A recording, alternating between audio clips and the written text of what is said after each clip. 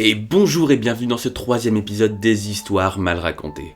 Alors malgré cet endroit paisible et ma douce voix et ce chapeau, je vais vous conter la tragédie d'une famille londonienne imaginée par James Matthew Barrie au début du siècle précédent. Ou plutôt la tragédie d'un seul jeune homme qui refusait catégoriquement de grandir, Peter Pan.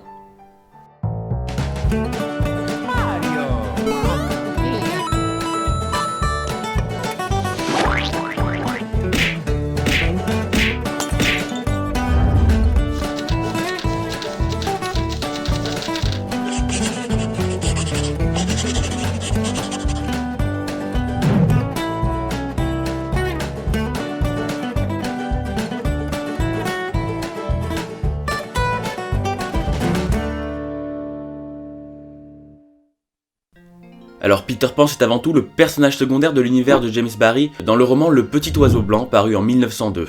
C'est ensuite, 2 années plus tard, un triomphe sur les planches au théâtre. La particularité de la pièce est de faire participer le spectateur. En effet, à un certain moment de l'histoire, un sondage à l'applaudimètre est effectué permettant de changer du tout au tout le cours de la pièce. Mais nous y reviendrons en temps voulu. Et comme les pièces de théâtre ne comptent pas,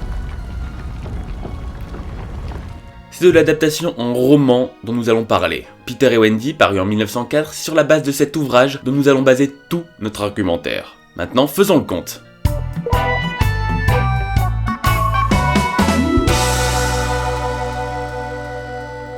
Tous les enfants grandissent, sauf un. Nous sommes à Londres, au début du XXe siècle. Monsieur et Madame Darling vivent au 24 de la rue. C'est une famille tout à fait normale. George et Mary ont 3 enfants, Wendy, l'aîné, John, le cadet, et Michael, le benjamin. Ce soir-là, Michael doit prendre un médicament. Comme tous les enfants, il est forcément réticent, et Wendy propose que ce soit George, le père, donc, qui montre l'exemple, et prenne sa potion. Pris de court, Monsieur Darling accepte, et il finit finalement par donner le médicament à Nana, la chienne et nurse de la famille. Mais ça ne plaît pas à tout le monde, et George s'énerve et il finit par envoyer le chien à sa place réelle. La chienne est confinée dans le jardin et les parents partent pour une la soirée. Passionnés d'histoire, les enfants connaissent bien Peter Pan, le garçon qui ne voulait pas grandir. Un soir, Nana avait même réussi à capturer son ombre, et c'est ce soir que Peter revient la chercher. Il essaie de la recoudre lorsque Wendy se réveille. « Petit garçon, pourquoi pleures-tu » S'ensuit une discussion des plus passionnées et passionnantes. John et Michael se réveillent à leur tour et tous partent ensemble vers le pays imaginaire. Le voyage dure quelques jours et quelques pans de la personnalité de Peter se révèlent. Il oublie rapidement comme il manque d'oublier Wendy et ses frères, mais heureusement celle-ci lui rappelle à chaque fois. Le pays imaginaire est une île, et sur cette île tout y est réglé comme une horloge. Il y a 3 clans principaux, les Peaux-Rouges, les Garçons Perdus et bien sûr les Pirates.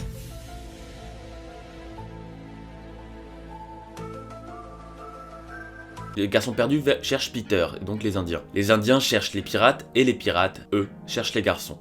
Rajoutons à cela 3 clans secondaires. Les animaux, les sirènes, et bien sûr le crocodile qui avait avalé un réveil.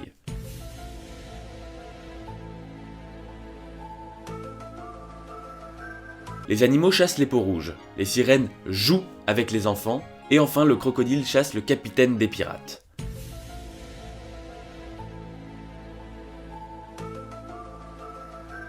Ce fameux capitaine Crochet finit par tirer sur Peter quand celui-ci revient. Le jeune garçon et ses invités sont alors éparpillés sur l'île. Wendy va alors subir la première perfidie de Clochette, la fée de Peter. Celle-ci va inciter les Garçons Perdus à tirer sur ce qu'elle appelle l'oiseau Wendy. Touché. Peter arrive et constate les dégâts. En guise de procès, il condamne à mort le détenteur de la flèche. C'est lorsqu'il va appliquer la sentence que Wendy daigne faire du bruit et se réveiller. La flèche n'avait pas touché le cœur de la jeune fille, mais bien son baiser, le pendentif que Peter lui avait offert juste avant. Les garçons adoptent alors la fille en tant que maman et lui construisent une maison. Peter bannit Clochette pour une semaine. Au bout de quelques jours dans la maison, ils finirent par accepter Wendy et l'emmènent dans leur maison principale, sous un arbre. Là-bas, Wendy y raconte des histoires, reprise les vêtements abîmés, et tous ensemble, ils vivent de merveilleuses aventures. L'une des plus importantes est celle du lagon des sirènes. Les enfants jouaient près de ces dernières lorsque Peter aperçut Smee. Hello, it's me. Où Monsieur Mouche et un autre pirate du nom de Starkey arrivaient sur une barque avec captive Lily la tigresse, la princesse indienne. Les pirates avaient pour projet de noyer la princesse. Peter les suivit jusqu'au rocher en crâne et voulut s'amuser un peu. Il prit la voix de Crochet et ordonna à Monsieur Mouche de relâcher la princesse. Vaniteux, Peter finit par se faire démasquer par James Crochet en personne qui avait rejoint ses camarades. Un duel débuta et le vainqueur fut bien sûr... le capitaine Crochet. Et oui, Dominant le garçon, il lui asséna un coup de crochet dans le ventre. Dommage. Et il allait l'achever, hein, vraiment. Mais le crocodile s'est pointé. Et Peter parvint à s'échapper de justesse, mais il pouvait plus voler en fait. Les pirates avaient fui et il ne restait plus que Wendy et Peter. Et un oiseau, une oiselle pour être précis, avec ses enfants. Par chance, Peter et Wendy étaient en possession d'un cerf-volant qui permettait de soulever une personne dans les airs, mais une seule uniquement. Gentleman, Peter dit à Wendy de partir avec. Il ne reste donc ici que Peter et l'oiselle. Et celle-ci sauva Peter en fait en échangeant son nid, pouvant contenir le garçon, contre le chapeau de Starkey pouvant contenir l'oiselle et ses œufs. Après une scène assez drôle où Peter insulte l'oiseau et l'oiseau insulte Peter, le garçon parvint à s'échapper. Et il ne manque pas de faire son vaniteux auprès des Indiens. Mais lorsque les habitudes turent repris, Wendy se rendit compte d'une chose. Ses frères oubliaient ses parents, et elle-même commençait à les oublier. Cela ne pouvait plus durer. Elle raconta alors son ultime histoire, celle de Monsieur et Madame Darling et de leurs 3 enfants. Tous les garçons alors voulurent repartir pour Londres. Tous. Sauf un. Peter. Les Indiens, qui depuis l'épisode de l'île Tigresse veillaient sur le territoire des enfants, se firent massacrer par les pirates qui avaient découvert la cachette de Peter. Et c'est Monsieur Mouche qui trompa les enfants en jouant du tam-tam de la victoire. Dupés, ils sortirent et se firent capturer. Mais Crochet voulait Peter, et il ne pouvait pas l'atteindre à travers les racines. Il versa alors 5 gouttes d'un poison dans la potion quotidienne de Peter, une réforme instaurée par Wendy pour se rappeler le rôle de maman. Lorsque Peter se réveilla, Clochette tambourinait à la porte. Il lui ouvrit, et celle-ci lui raconta tout ce qui s'était passé. L'enlèvement des garçons, l'enlèvement de Wendy, et le piège de Crochet. Peter ne la croyait pas, et il porta la potion à ses lèvres, mais ce fut Clochette finalement qui s'interposa et la but. Elle tomba, raide, sans lumière, morte. Peter était dévasté. Il cria de toutes ses forces à tous les enfants de la Terre de croire aux fées. Et tous, pour la majorité, le firent. Clochette se réveilla, réanimé.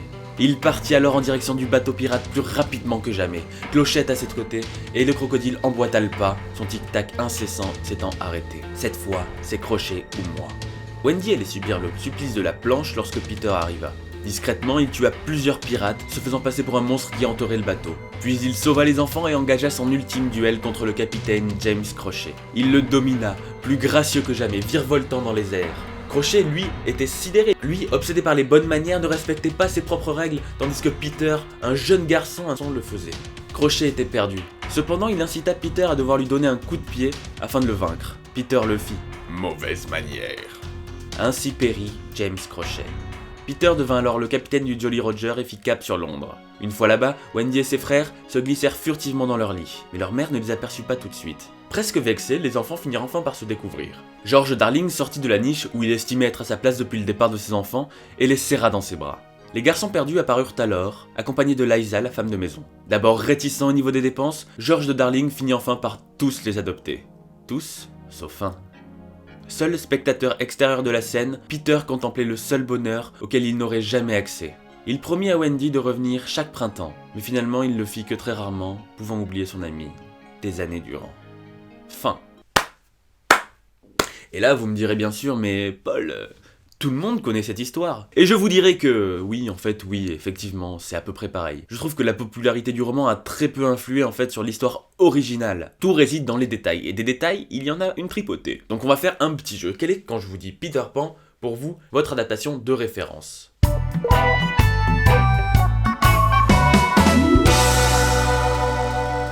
Alors la majorité d'entre vous me répondront le dessin animé de Disney. Et je vous répondrai également que c'est sûrement le mien ayant été biberonné par les studios. Sorti en 1953, le projet trottait déjà dans la terre de Walt Elias depuis un bon bout de temps. Mais entre autres, la guerre a quelque peu retardé la production et bien sûr la scénarisation du projet. Quelques anecdotes autour de ce film. Il est tout d'abord le premier à utiliser la caméra multiplane. It is the blueprint of a piece of equipment designed to make cartoons more realistic and enjoyable. Une invention des studios permettant de réaliser des plans à plusieurs niveaux de profondeur, comme par exemple celui-ci.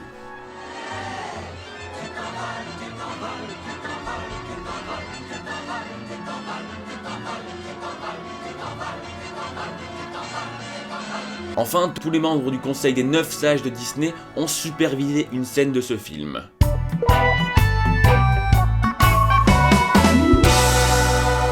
Alors ce film est au moins tout aussi connu que le précédent. Réalisé en 1991 par un certain Steven Spielberg, il narre un pan de la vie de Peter où celui-ci est devenu adulte. Il a épousé alors la petite fille de Wendy, Moira. Dans cette aventure, Crochet est revenu enlever les enfants de Peter, Jack et Maggie. Pour les sauver, Peter doit alors se remémorer son passé et redevenir le chef Pan. Au casting de ce film, ô combien magnifique, Dustin Hoffman, Julia Roberts, Robin Williams, Bob Hoskins, Gwyneth Paltrow et Phil Collins, c'est que des petits noms pour un petit film.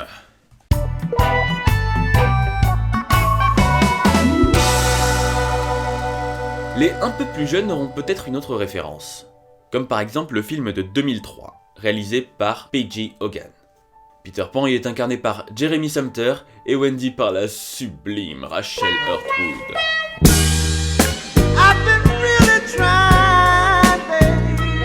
Clochette par Ludivine Sagné et enfin le Capitaine Crochet par l'excellentissime Jason Isaacs, qui est Monsieur Malfoy. C'est pour moi l'adaptation la plus fidèle réalisée récemment, tant dans les intentions que dans le rendu final.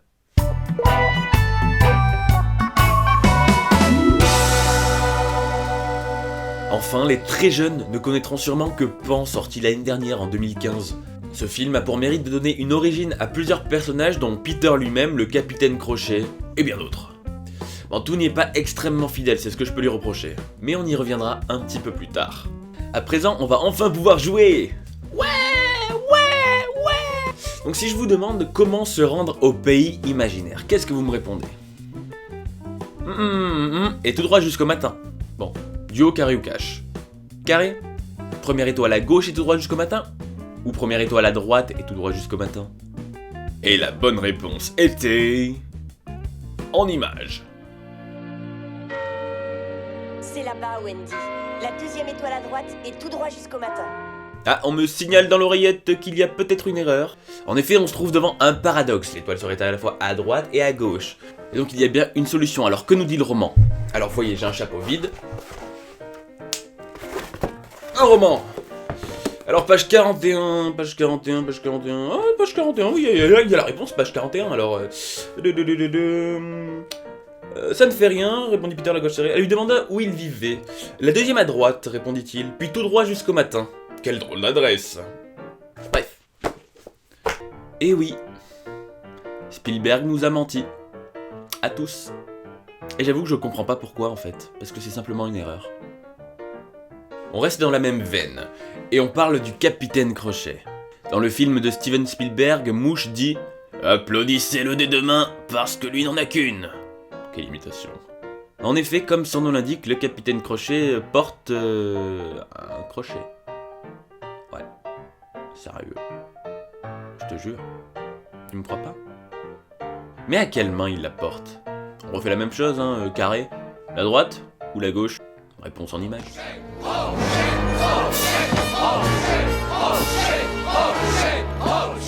Attendez, je viens d'avoir James Matthew Barry au téléphone et on me signale qu'il y a potentiellement une erreur. Alors en effet, confirmation dans le roman, c'est bien la main droite du capitaine qui est coupée. Décidément, Spielberg, pas très pointilleux. Alors restons sur le personnage du capitaine James Crochet. Alors il emprunte directement son prénom à l'auteur, James Matthew Barry. Et oui, le génie de cette œuvre provient essentiellement de la vie tumultueuse de l'auteur. En effet, Peter représente en fait son petit frère décédé. Et pourquoi parler autant de maman? Parce que c'est sa maman qui n'arrivait pas à faire le deuil de son petit frère, qui était mort enfant, et donc qui resterait à jamais enfant. Pour plus de précisions sur la création du personnage de Peter Pan, je vous conseille bien sûr un film magnifique avec au casting Johnny Depp, Finding Neverland, et c'est de ce film qu'est tirée la fameuse scène. Bref, revenons-en à nos moutons. James Crochet est directement inspiré de Barthélemy Roberts, dit Black Bart, ou le Baronnet Noir, un pirate atypique au code de l'honneur irréprochable. Et comme on ne se foule pas pour rechercher nos sources, je vais vous sortir la liste Wikipédia. Paragraphe 2, personnalité. Donc si ça correspond, on coche. Alors 1, il était toujours bien habillé. Le capitaine étant très soigné avec son style du XVIIe siècle et à la manière de Charles II d'Angleterre. Oui, ce moment n'est pas doublé en post-production parce que j'ai oublié d'écrire de qui ça correspondait. Petit 2, il avait d'excellentes manières. Et oui, Crochet est en fait obnubilé. par les bonnes manières. C'est comme qui dirait son dada.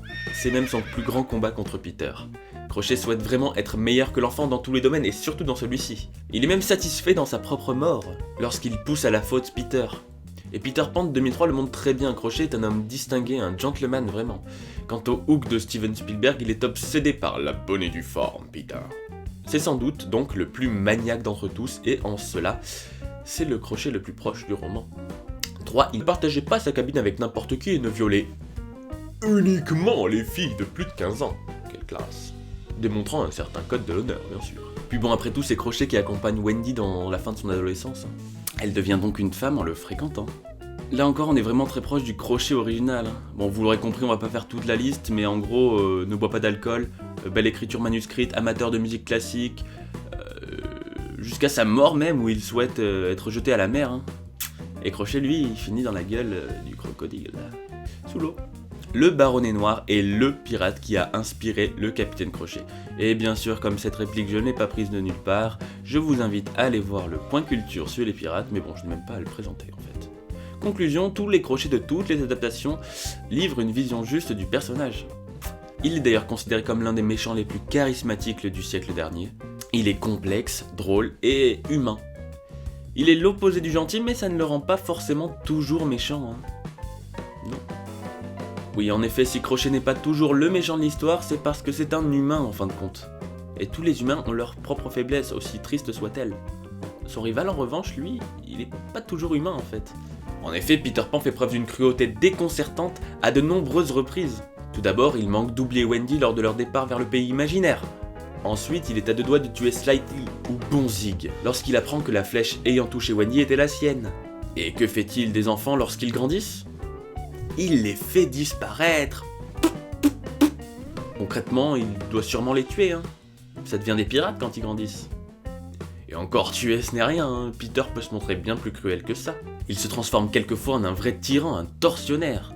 Un de ses jeux favoris est de faire semblant de manger. Et jusque-là ça va, mais ça avait quand même tendance à aller beaucoup trop loin. Des fois, lui et les garçons ne pouvaient ne pas manger pendant quelques jours, voire des semaines, au point d'être dans un état critique. Et à ce moment-là seulement, le festin redevenait réel. Et son côté vaniteux alors, ça peut le rendre détestable par moments. Mais au final, Peter, il faut se l'avouer, ce n'est qu'un enfant qui a toujours ses dents de lait. Il ne fait pas exprès, et à chaque fois en fait, on le pardonne. Ils peuvent également faire preuve de malice, comme lorsqu'il reproduit le son du tic-tac du crocodile. Il fait croire à Crochet que le temps ne s'est pas arrêté, et dès qu'il stoppe son imitation, Crochet meurt. Ce subterfuge est également une pirouette scénaristique, permettant de soulager le méchant. En effet, qui aimerait connaître l'heure de sa propre mort ? D'ailleurs, après la mort du pirate, il reprend instantanément son rôle, montrant qu'en fin de compte, ils ne sont pas si différents que ça. Sur toute la durée du roman, en fait, Peter et Crochet dansent sur une corde raide. À tout moment, les rôles peuvent s'inverser. Crochet peut redevenir le gentil et Peter peut devenir le méchant. Et vice versa. Et vice versa. Et ça finit en fait par arriver lorsque l'un des deux personnages meurt. Peter endosse les deux rôles. Je vous l'ai dit en vous racontant l'histoire, le pays imaginaire est réglé comme une horloge. Tout y est cyclique. On a 3 clans qui se tournent autour dans une ronde infinie, et ils se croisent, ils se tuent. Et dès que l'un d'entre eux meurt, au final, il est remplacé tout de suite par quelqu'un d'autre. On a pour chaque clan une figure principale. Pour les garçons perdus, c'est Peter, pour les pirates, c'est Crochet, et pour les Indiens, on va mettre Lily la tigresse, par exemple. Et quand le capitaine Crochet meurt, qui le remplace ? Peter. L'équilibre n'est pas rompu. Autre fait notable à Neverland, littéralement le pays hors du temps, le crocodile qui avait avalé une pendule, rester près de lui et attendre qu'il sonne est le seul moyen pour connaître l'heure sur l'île. Le seul. Et ce même réveil s'arrête juste avant la bataille finale, vous savez pourquoi ? Une bonne manière de la part du narrateur. Le spectateur est également pris à partie lors de la mort de Clochette. En effet, Peter demande à tous les enfants de la Terre de la sauver. Et en fait, c'est ça le sondage à l'applaudimètre de la pièce de théâtre. Dans les premières représentations, Clochette, qui était représentée juste par une petite lumière virevoltante, finissait par s'éteindre à ce moment-là de la pièce. Et Peter, qui soit dit en passant était joué par une femme, demandait à tous les spectateurs d'applaudir afin de la réveiller. Et bien sûr, tout le monde applaudissait. Je crois pas que ce soit arrivé que Clochette reste morte. Nous débordons sur une dernière petite anecdote sur la pièce de théâtre. Si Peter est joué par une femme et que Clochette est joué par une ampoule en fait, Crochet lui est joué par le même acteur que George Darling, le père des enfants. Une pirouette pour assimiler le capitaine Crochet à la figure paternelle. Il accompagne les enfants dans leur rite initiatique et c'est après avoir tué le père que les enfants, en l'occurrence Wendy, reviennent et peuvent passer à l'âge adulte. Et c'est Peter Pan de 2003 le seul à respecter cette tradition. En même temps, il est le seul, avec le dessin animé, à faire apparaître un George Darling au casting.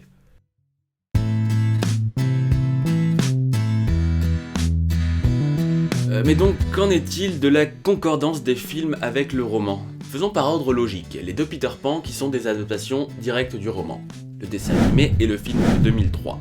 Pour le dessin animé, voyons les grosses erreurs notables. Tout d'abord, les garçons ne construisent pas de maison pour Wendy, bon c'est pas très grave. De plus, Peter ne condamne pas à mort Bonzig. En revanche, il condamne Clochette pour une semaine, ce qui est vrai.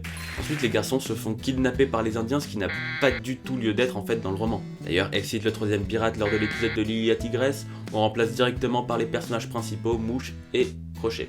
Et Peter sort quand même victorieux. Bon sang. Comme dans le roman, par contre, Crochet fuit à cause du crocodile. Et Peter n'est pas blessé une seule seconde. Par contre, on remarque bien son côté vaniteux lorsqu'il se vante auprès des Indiens. Ah oui, et c'est pas Clochette qui dénonce la cachette de Peter Pan. Dans le roman, les pirates la trouvent tout seuls lorsque Peter est parti. Et Crochet d'ailleurs, dans le dessin animé, il utilise une bombe. Bon, c'est beaucoup plus cartoonesque, donc je peux comprendre le procédé. Mais d'ailleurs, qu'en est-il de Clochette? Dans le dessin animé, se fait exploser, mais on sait pas ce qu'il a dit d'elle, hein. D'ailleurs, je parle pas assez fort. Le spectateur peut alors la penser morte. Mais Walt Disney n'a pas pu se résigner à tuer un personnage aussi charismatique que celle de Clochette qu'il a créée, d'ailleurs une Clochette trop pin-up. Et également de la part du Capitaine Crochet, il ne l'a pas tué. Il finit seulement par fuir le crocodile. Pareil pour les enfants, ils ne se font pas adopter à la fin. On les oublie. Disney a néanmoins fait une suite à cette adaptation en faisant apparaître le personnage de Jeanne, la fille de Wendy. Et un épilogue du roman assure aussi cette relation cyclique de Peter avec les filles de la famille Darling, donc il connaît également Jeanne. Une note en pourcentage... 65%. En effet, les grandes lignes sont respectées, et le message aussi. D'ailleurs, c'est la grande force de Walt Disney que de transmettre un message. Deuxième adaptation, Peter Pan de 2003. Là, la notation en est à un tout autre stade, l'histoire est presque parfaitement respectée. Rajoutez juste l'histoire de Jenny les Mains Rouges et un désir de bannir Clochette à jamais, et également un petit background du personnage de George Darling, mais au final, vu que c'est le Capitaine Crochet, et vous avez le film. Là où c'est le plus impressionnant, c'est dans le respect de certains dialogues. La rencontre de Peter avec Wendy, la scène de danse entre Peter et Wendy, le combat avec Crochet. Cette fois, c'est Crochet ou moi. Voilà, si vous avez lu le livre, regardez ce film est un vrai régal. Et pas uniquement pour elle. Par contre, si vous avez vu le film mais pas lu le livre, franchement lisez-le, parce que c'est vraiment un bon livre qui vous fait vraiment voyager. C'est également un régal d'écriture. Pour la note, un bon 90. Oh, et vous savez quoi, on va même monter jusqu'à 95, car je suis pas sûr de trouver plus fidèle adaptation. Passons maintenant à la perle de Spielberg. Ce film a bercé toute mon enfance, et comme il n'est pas directement l'adaptation du roman, je vais pas me permettre de noter. Contentons-nous juste d'un petit florilège de toutes les références à l'œuvre d'origine. Petit garçon, pourquoi tu pleures? Tu ne sais pas ce que c'est un baiser? Peter, c'est au 14.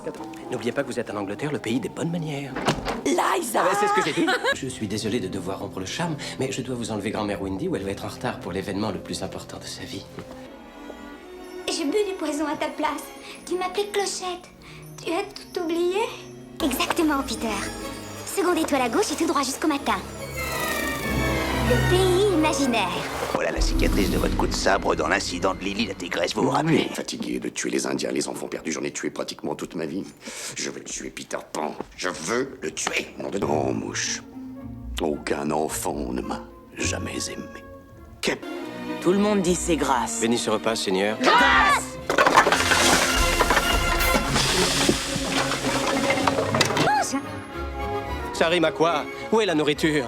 Si tu n'arrives pas à t'imaginer en Peter Pan, tu ne le seras jamais. Allez, mange! Mangez quoi? Y a rien dans les assiettes. Gandhi, mangez plus que ça. Tu te rappelles pas? C'était ton jeu préféré. J'ai plus l'âge de jouer, je veux de la vraie nourriture. Je veux un steak, je veux des œufs, je veux du café. Là, c'est la maison de Wendy. Nous, il y en a pas blanc construite pour elle. Wendy s'asseyait toujours dans ce fauteuil. Mais il n'était pas là, il était ici. On s'asseyait ici pendant qu'elle reprisait les chaussettes et qu'elle nous contait des histoires. Elle dormait ici. Clochette, ta maison à toi était là. Oui. Le petit Michel, dans son berceau d'osier, suspendu ici.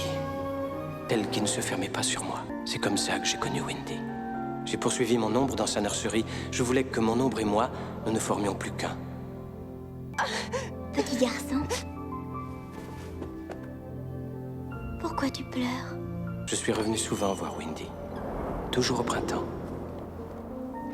Peter! Rengainez vos armes, les enfants, cette fois c'est Crochet ou moi. Tu vas mourir, Peter. La mort peut être une grande aventure. La mort est la seule aventure qu'il te reste. Pas en bonne et due forme. Jack, arrête. Après tout, à quoi ressemblerait le monde sans le capitaine Crochet?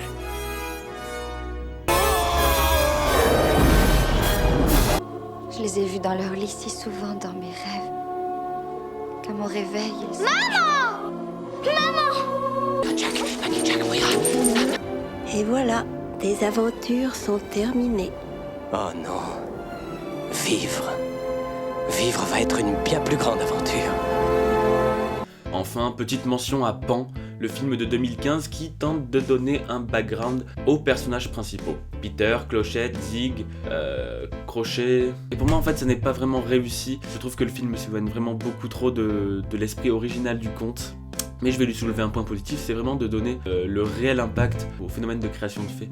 Voilà, je rappelle que toutes les notes données ne sont pas du tout significatives, c'est pas une note d'appréciation, hein. Le but c'est vraiment juste de savoir si l'histoire originale a été oui ou non respectée. J'espère que cet épisode vous aura plu, si c'est le cas n'hésitez pas à le faire savoir en laissant soit un commentaire, je y répondrai, soit en mettant un petit pouce bleu, soit en la partageant sur les réseaux sociaux. Quant à moi, je vous retrouve sur ces mêmes réseaux sociaux, Facebook, Twitter, et je vous retrouve dans franchement moins d'un an pour un prochain épisode. D'ici là, prenez soin de vous, c'était Paul Ovart et bisous bisous.